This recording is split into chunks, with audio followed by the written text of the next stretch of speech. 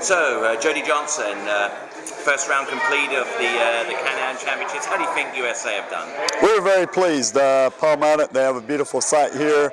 The conditions were a little trying with the rain and the cold weather, but the skiers persevered, skied very well. We were pleased with slalom tricks, jumps, pretty much all the performances, and we're excited heading into day two. The skiers think they're going to ski even better tomorrow. It's been very pleasing seeing both the Canadian and the U.S. skiers. It's fierce competition on the water, but they're supporting each other off. And it's also nice to see the older skiers taking the 13 and under skiers under their wings, offering advice and giving them support. So I feel both countries are set for years to come with the skiers we have coming up through the system. Yeah.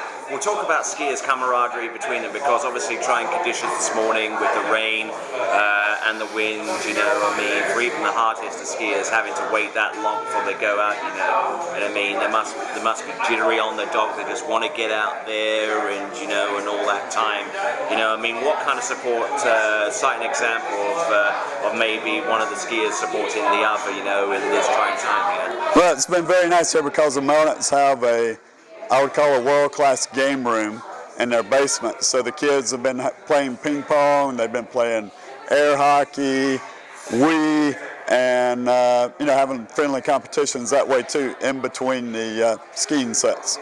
Okay. Now, so far as the USA are concerned, I mean, obviously you had some pretty decent performances, but yet there were some performances that could be regarded as a little bit lackluster. Would need work in the second round. Maybe cite one or two examples of some scores that you were especially pleased with in the first round, and maybe some scores that needed to be improved on for the second round. Yeah, our slalom scores we were overall pretty pleased with.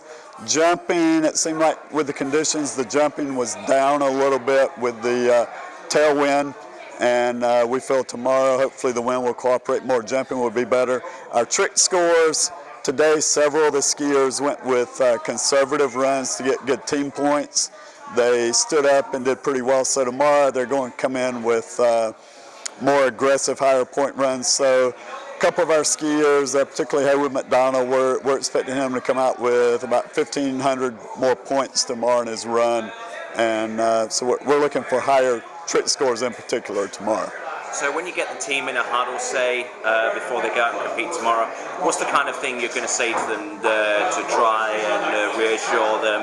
What points are you hoping to emphasize prior to them hitting the water tomorrow morning? Well, our philosophy's kind of been, let's go out, do your best, finish the set, and most of all, have fun. Enjoy the moment, and just do the best you can. And, you know, the team scores, your individual performance will take care of yourself. So, you know, we've had a couple of skiers that were not excited about their performances today necessarily. They wanted more, but, you know, it was over once they got off the water. You know, you move on to the next event, or you start looking